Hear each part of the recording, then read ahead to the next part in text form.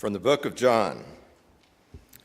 On the third day there was a wedding in Cana of Galilee, and the mother of Jesus was there. Jesus and his disciples also had been invited to the wedding. When the wine gave out, the mother of Jesus said to him, "They have no wine." And Jesus said to her, "Woman, what concern is that to you and to me? My hour has not yet come." Nevertheless, his mother said to the servants, "Do whatever he tells you." Now standing there were 6 stone water jars for the Jewish rites of purification, each holding 20 or 30 gallons. Jesus said to them, "Fill the jars with water." And they filled them up to the brim. He said to them, "Now draw some out and take it to the chief steward." So he took it. When the steward tasted the water that had become wine and did not know where it came from, though the servants who had drawn the water knew, the steward called the bridegroom and said to him, "Everyone serves the good wine first, and then the inferior wine after the guests have become drunk. But you have kept the good wine until now." Jesus did this, the first of his signs, in Cana of Galilee, and revealed his glory, and his disciples believed in him. After this, Jesus went down to Capernaum with his mother, his brothers, and his disciples, and they remained there a few days. This is the word of the Lord. The national average cost of a wedding day in 2016 shot up to $35,329 here in the United States. That's a jump by $2,600 from the 2015 average of $32,641. According to the Knot Wedding magazine, this increased focus on tailoring an unforgettable day for wedding guests has become a central concern and focus for weddings. Weddings are wonderful events which, in our consumer-driven world, have grown quite out of proportion. Also in the magazine, they say, you do not want to run out of wine and food unless you want to spend more money on your flowers. They suggest that at a wedding for 100 guests, if you divide the number of guests by 2.15, you should expect to get about 46 bottles of wine. Make sure when you order to round up to the next case, just to make sure you don't run out. $15 bottles of wine will only cost about $700. If you compare this number to a typical wedding flower budget, this is very reasonable.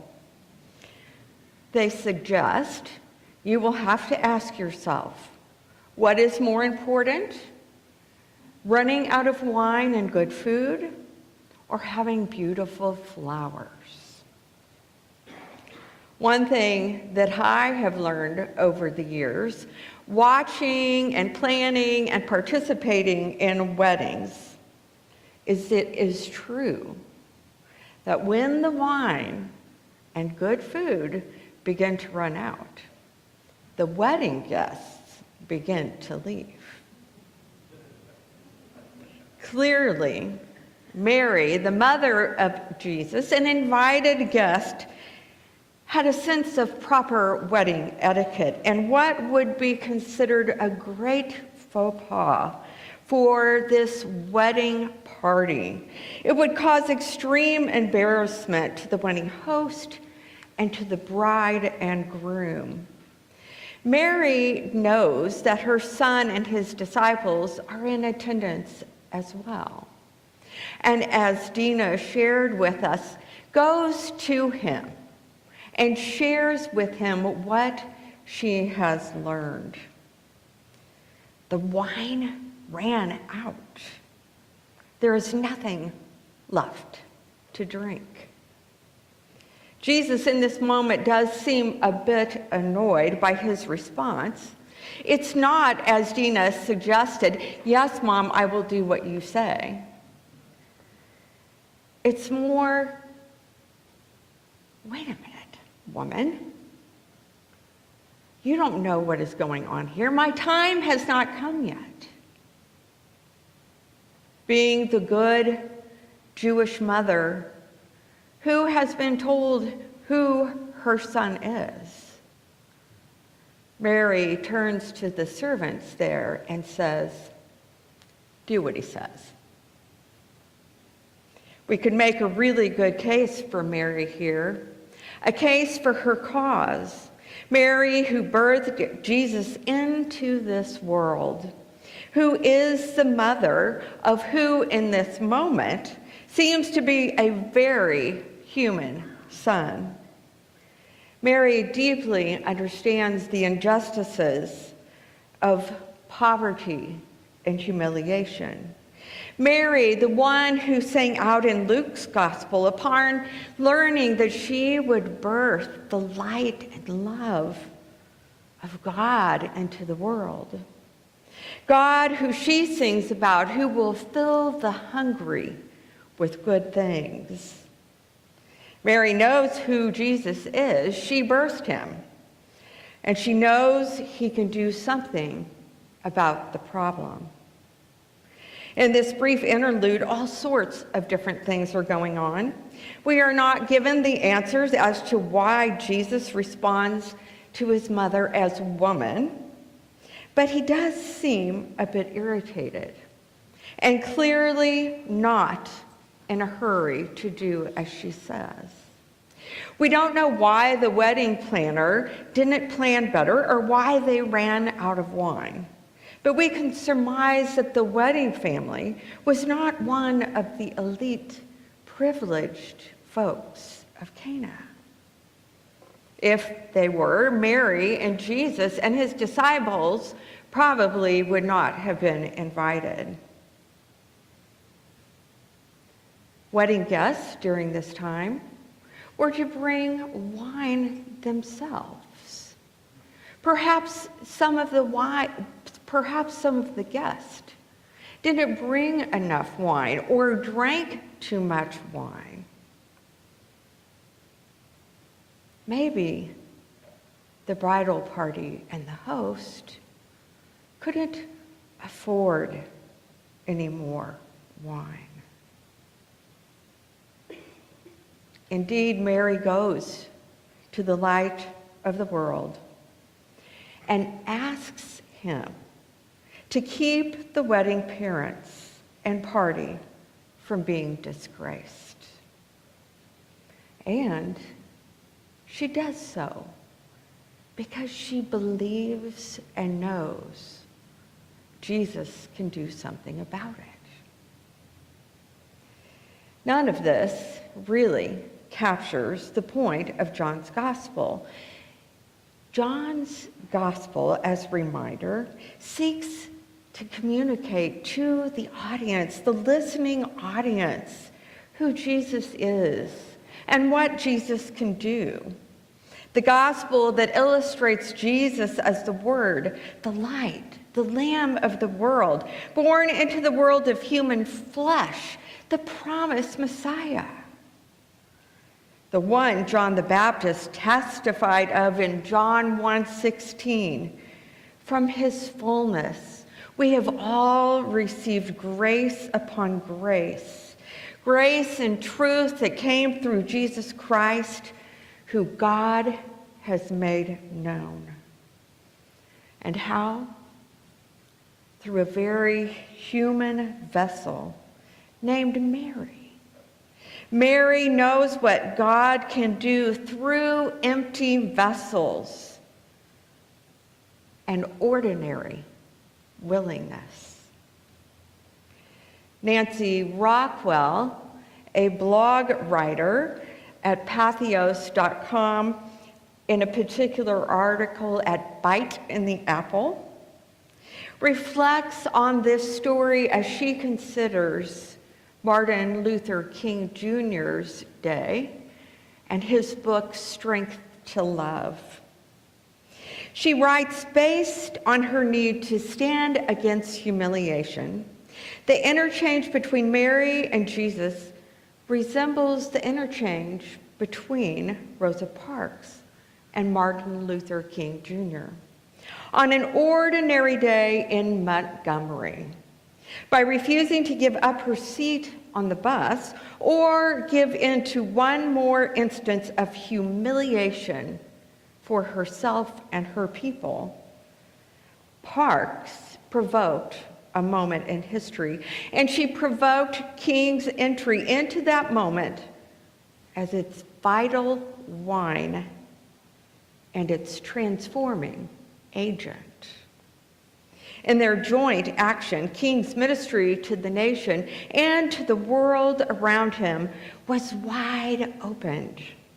She declared that the moment was at hand, and he was not at first sure that it was. In fact, not sure that it was the right moment at all, and somewhat reluctantly, he finally responded to her situation. And that response became the first of King's unforgettable signs, moments of memorable light in a ministry in which he lived, as John's gospel says Jesus did, offering powerful signs in very ordinary human situations. Jesus' signs will grow more stunning, she says in John's gospel, and so did King's. For both men, the red thread connecting all their moments is compassionate justice, which reaches out to raise people from many kinds of death, suffering, and humiliation. While Martin Luther King Jr. did not change water into wine, he did change words into new wine and new commitments. He did gather thousands to hear him, and they were fed. He raised those whose lives were decaying in death, the garbage collectors. He did proclaim to the educated arrogant of America that they need to be born again in mind and spirit.